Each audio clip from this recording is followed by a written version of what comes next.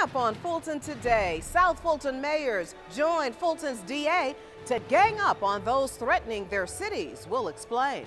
And giving one-time offenders a chance at a fresh start. We'll take you to an expungement seminar that gave several residents hope. That and more when Fulton Today starts right now.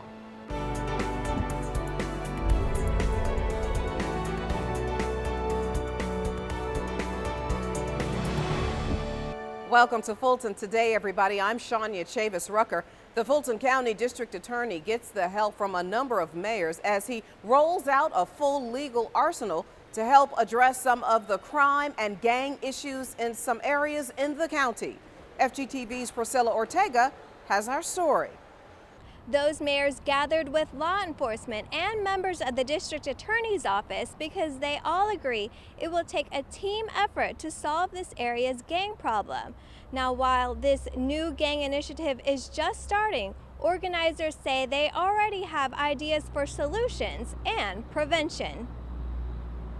Members of the district attorney's office that will take on the county's gang problem line up on stage as the district attorney introduces them to the leaders of the community they now serve. They were all here to support the DA's office, but mainly they were here to support our efforts to make our communities safer places to live. According to the district attorney's office, gang-related offenses have gone up 2,225% in the last 10 years. Officials hope to change that statistic with the new gang initiative. That includes a new gang coordinator who will work to prevent youth from going down that dangerous path. I have a passion for young people. I want to be able to provide opportunities for young people so that we can deter them from dropping out of school and joining gangs or just not doing positive things with their lives. The initiative is a team effort among the county, City of Atlanta, and United Way.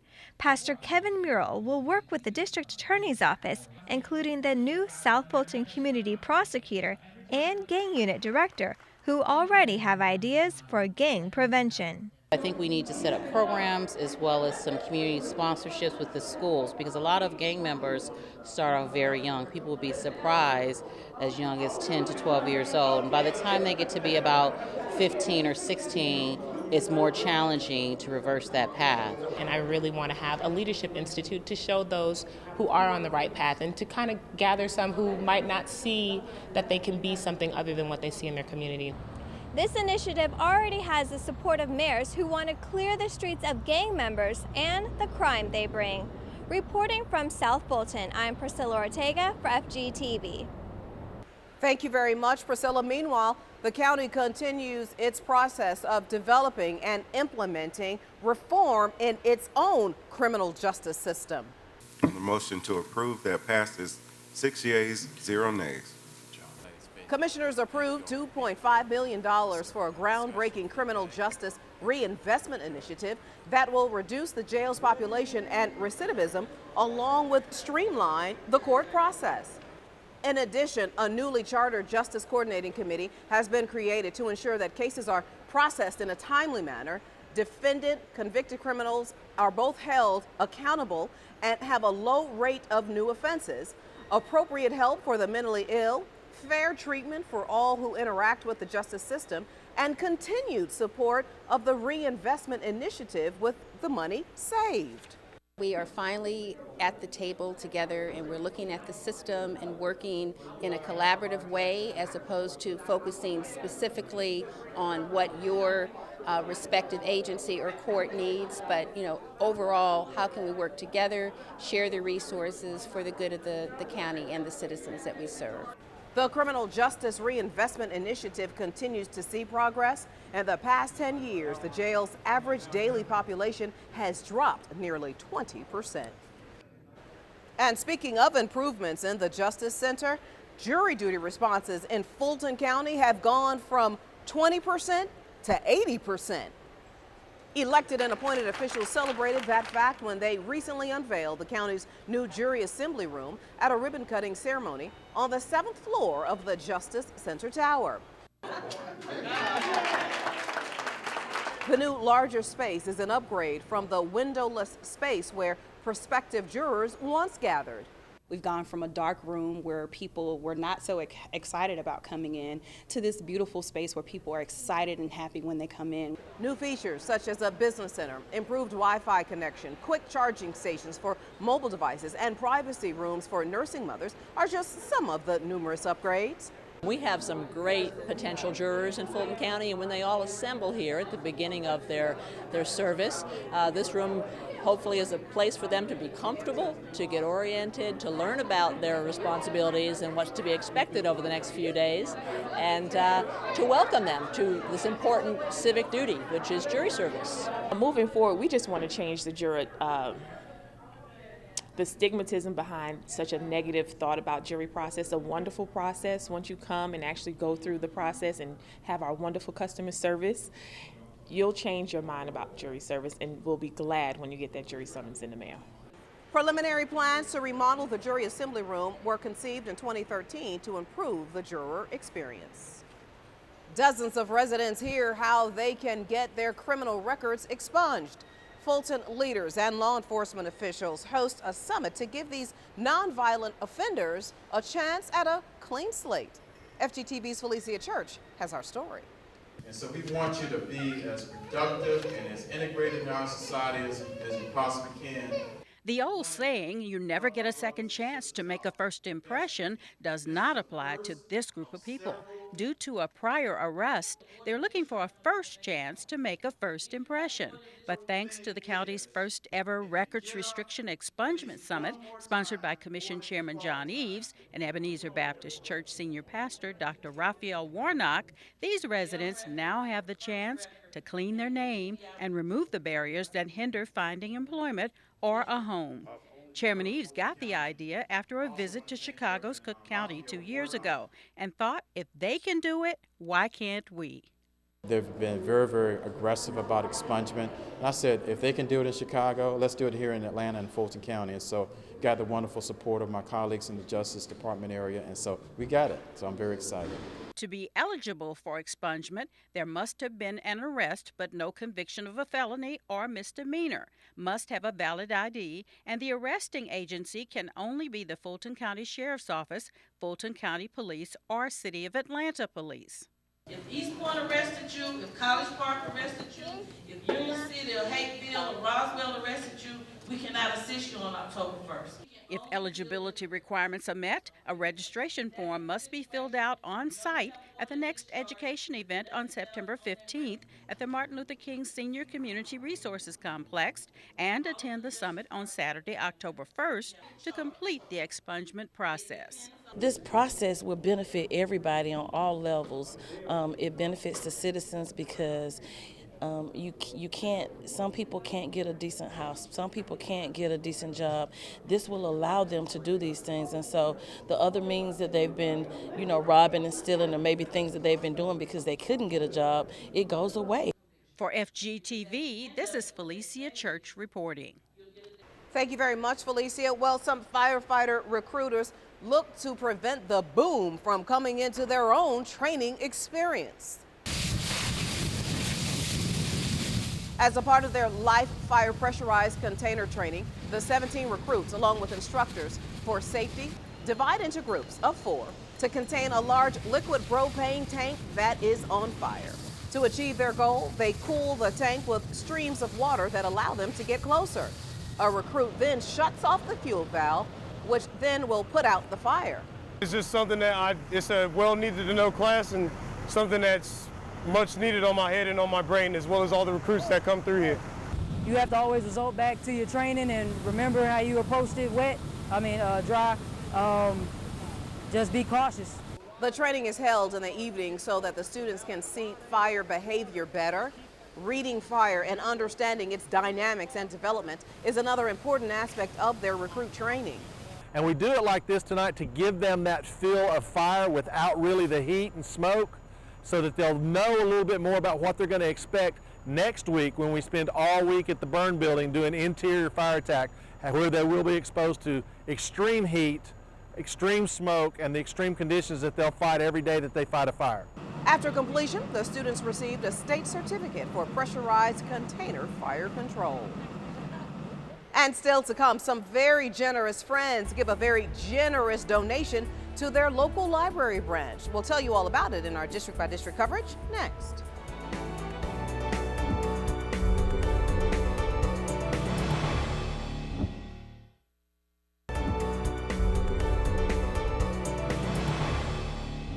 A generous donation is granted to a North Fulton library, and scholarships are given to South Fulton College students. Here's this week's district by district coverage.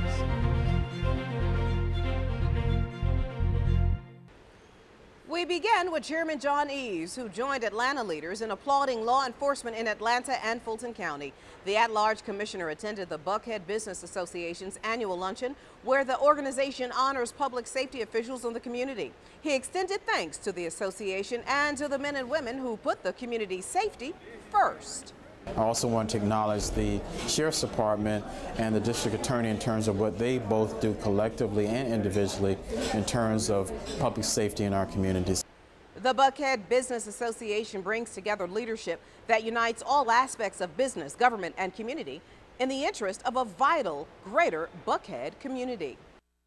District 1 Commissioner Liz Hausman joins library officials and the Friends of Sproul Oaks Library Group to receive a generous donation.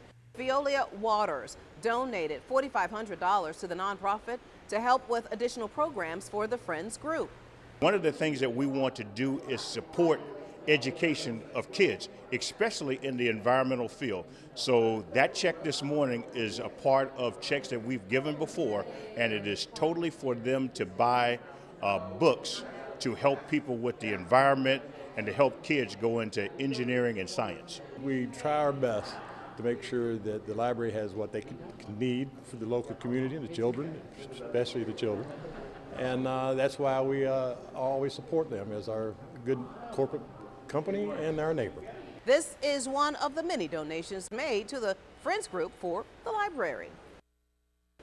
Meanwhile, in District 5, the Friends of Wolf Creek and a host of other sponsors partnered with Commissioner Marvin Arrington Jr. for the annual It Takes a Village Back to School drive at the Wolf Creek Library. We had over 500 people pre-register for the event and come out and get book bags and school supplies. We had some great sponsors, Infinity of South Atlanta, Chick-fil-A, the Fulton DeKalb Hospital Authority. Everyone was just real excited. 11 college students applied for and won $500 book scholarships by writing an essay. Many had a common focus about police and the African-American male relationships. My message was that I believe that the issues in today's society can be solved through a program called EPACE, which stands for Erase Perceptions and Create Empowerment. One of the key components was about establishing what was a standard for using force for police officers, and then trying to figure out what rules and stuff they can put into place to make sure that the law enforcement officers are actually sticking to those plans, and then about community policing, just making sure that we bridge the gap between police officers and the community. This was the second It Takes a Village Back to School drive. And finally, in District 6, a look back at the successful Fulton Fresh Mobile Farmers Market and the Stop in Palmetto. Participants at the Palmetto Senior Center got a chance to have access to fresh fruits and vegetables when the mobile unit came to their facility before it closed for the year. I learned that the Department of Agriculture cares about what I eat and that I can eat good food, and I appreciate what I learn and what I get in my little sack. From Palmetto to Alpharetta, it would not be the same. We thank you all, Palmetto seniors, for giving us an opportunity to come together and to enjoy this wonderful occasion. Fulton's Cooperative Extension Services team launched the Fulton Fresh program to bring fresh fruit and vegetables to areas that otherwise might go without. The season shut down a few weeks ago, but promises to return again in 2017. And when we come back, residents are taught the warning signs of a major public health and public safety crisis. Stay with us.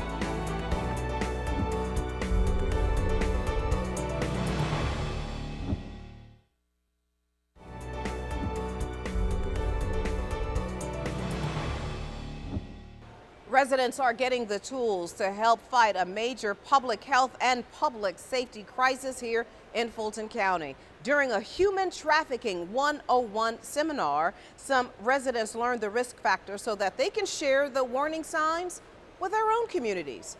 FGTV's Lynn Vaughn has more. This group of Fulton citizens is here to learn to recognize the signs of human trafficking and learn how to fight it. They had to listen to some very hard truths about this dangerous crime.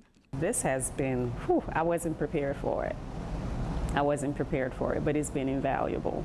Judges, county leaders, and prosecutors held a training session for ordinary citizens at the Romay Powell Juvenile Justice Center in downtown Atlanta. Organizers say the Train the Trainer series teaches residents the warning signs of human trafficking and oftentimes of child sex trafficking.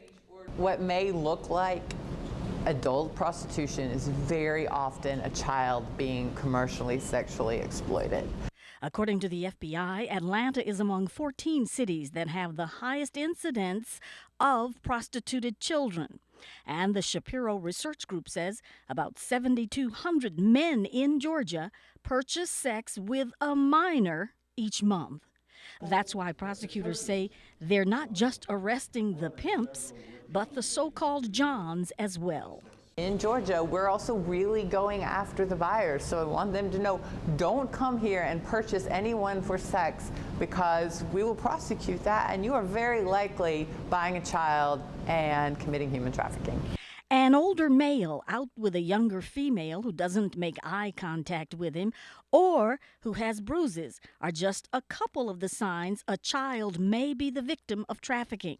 Residents who attended the event are encouraged to share this information, especially to those in the hospitality industry, like those in the restaurant and hotel businesses.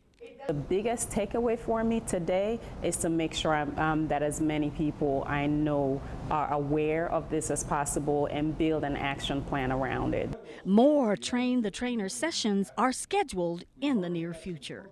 Reporting for FGTV, I'm Lynn Vaughn. Thank you very much, Lynn. Meanwhile, the county's top executive met with the health department employees to discuss some important changes on the horizon.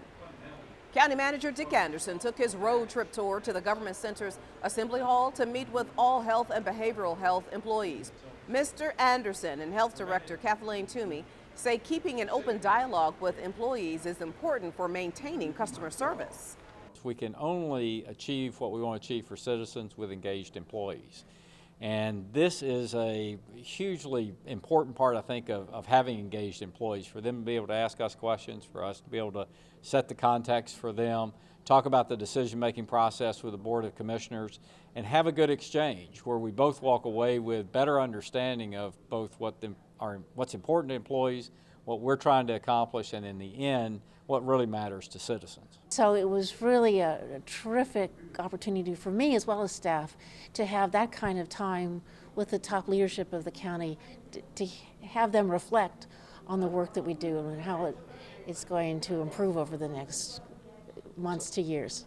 The manager discussed a major location move for the health department's headquarters and the behavioral health services moves from the South Fulton Service Center and the West Mental Health Center to Adamsville Regional Health Center and the Center for Health and Rehabilitation. The changes will take effect in October. Fulton's workforce rolls up its sleeves to help save lives for the Red Cross. The Government Center atrium turned into a blood drive donation center for the day. Both employees and residents participated in the Red Cross's quarterly blood drive at the county building. Now, according to Red Cross workers, the need for donations is constant, especially after natural disasters. When there's a disaster situation and there's emergency situations where people need blood, it's good to have this blood stocked and on stock so that they can use the blood. Also for just in general to have stock in hospitals, so that they have the correct amount of blood that they need that day for their patients. A lot of people around the world need, blood, and it also helped me out because in case if I need blood one day, it'll be easier for me to get some. Now, the whole process takes about an hour, which includes the questionnaire. The actual donation takes about 8 to 10 minutes. Eligible donors are allowed to give blood every 56 days. If you want to help save a life, you can just simply go to the Red Cross website. And still to come, it's a celebration 5 years in the making. We head back to campus when Fulton Today continues.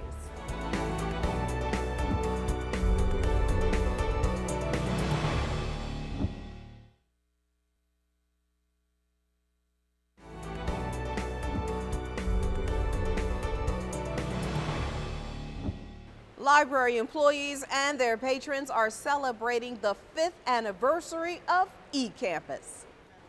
eCampus is an online database for library patrons of all ages. The free resources can help tutor children as early as pre-K and help those preparing for the SAT and ACT. The eCampus coordinator often hosts learning sessions about the different databases, which offer something for everybody. The library system has always had electronic databases, but we are a standalone, one-of-a-kind system that offers a unique learning place that caters to specific target areas. Any library patron with a library card can access eCampus. You can just go to afpls.org and click on eCampus in the middle of the page. From there, you can click on any of the 8 learning categories.